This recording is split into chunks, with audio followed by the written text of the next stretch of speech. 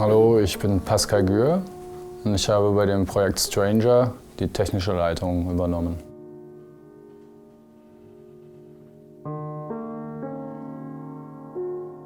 Also an diesem Ort, den wir da gewählt haben, hat man unglaublich viel Weite empfunden, gesehen. Man konnte kilometerweit schauen auf rote Berge, schwarze Berge. Eigentlich so ein bisschen eine Mondlandschaft. Es ist einfach fantastisch, diese Weite sehen zu dürfen.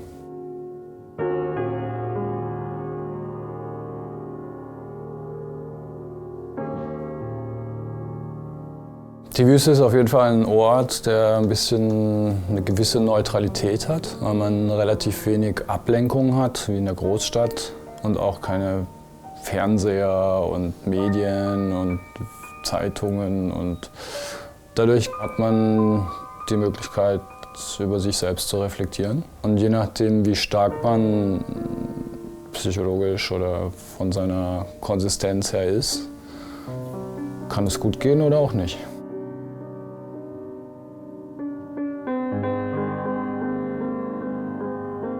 Der Stranger hat mit Sicherheit viele Etappen seines Lebens in der Wüstensinfonie niedergeschrieben und ausgelebt und mit der Kraft der Natur und der Stille zu den Tönen gefunden.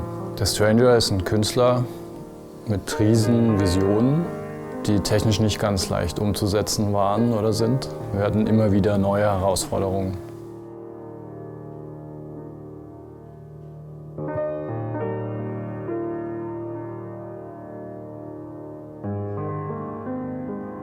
Wir haben bei der Standortsuche für den Kubus, hat Jean-Nac und ich das eher pragmatisch sind wir das angegangen und sind mit der Kamera ganz pragmatisch auf einen schwarzen Berg geklettert. Und währenddessen hat der Stranger gesagt, er sucht es jetzt auf seine Art und Weise. Und dann kam plötzlich wie aus dem Nix eine Windhose, relativ klein noch am Anfang. Jean-Nac und ich haben dann auch irgendwie die Kamera schon in der Hand gehabt und haben gedacht, machen wir ein Foto.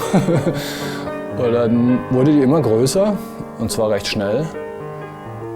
Also ich schätze mal, die war schon so 50, 60 Meter groß eigentlich und lief direkt auf den Stranger zu. Und der Stranger, anstatt wegzulaufen oder sowas, ist der wie magnetisiert auf die Windhose zugelaufen.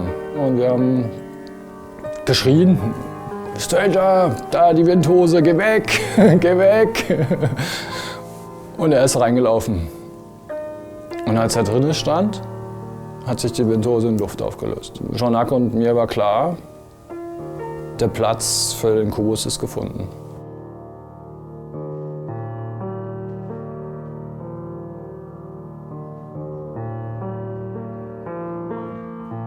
Jean-Nac, Ingenieur, war natürlich irgendwie, das ist genau der Punkt, an dem die Winde zusammenkommen zwischen den ganzen Bergen. Also der windigste Platz in dem Tal. Und da wir zur Vorbesichtigung etwas früher da waren, haben wir das mit gemischten Gefühlen aufgenommen. 3, 4 Monate später haben wir ja dann auch wirklich gedreht und der windigste Platz, ob das eine gute Idee ist, auch wegen dem Ton, dass der Ton dann die ganze Zeit um den Kubus Geräusche macht und die Aufnahmen stört und vielleicht auch Sachen davonfliegen, nachdem die Windhosen ja auch Kraft haben. Fanden wir das eigentlich nicht so eine gute Idee, aber wir wussten genau, dass es der Platz ist.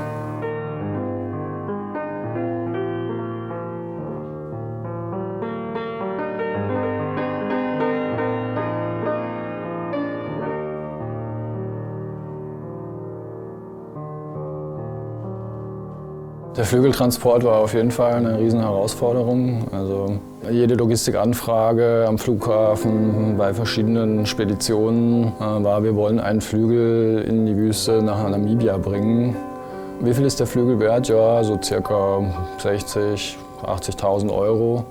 Ah nein, das können wir nicht. Da können wir nicht wirklich gewährleisten, dass der in ganzen Stücken ankommt. Und es war eine sehr schwierige Sache, aber nach ein paar Angeboten hat es dann doch geklappt, was aber relativ teuer war.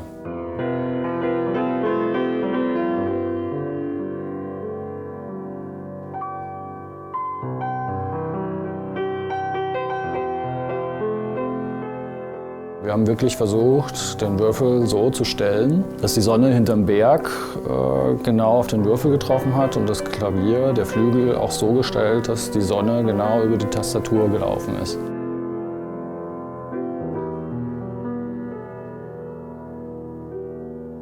Es ist eben die Geschichte, dass der Stranger durch seine Stimmungsschwankungen in der Zeit natürlich auch anders gespielt hat. Mal wurde er lauter, mal wurde er leiser. Je nachdem, wie er gespielt hat, musste man auch die Mikrofone im besten Fall austarieren. Das war auch wichtig zu wissen, was für eine Stimmung hat er. Ist er eher lustig drauf? Ist er eher traurig? Ist er eher groß und flächig? Man hat wirklich gespürt, was für Gedanken und in welcher Stimmung er ist durch die Musik.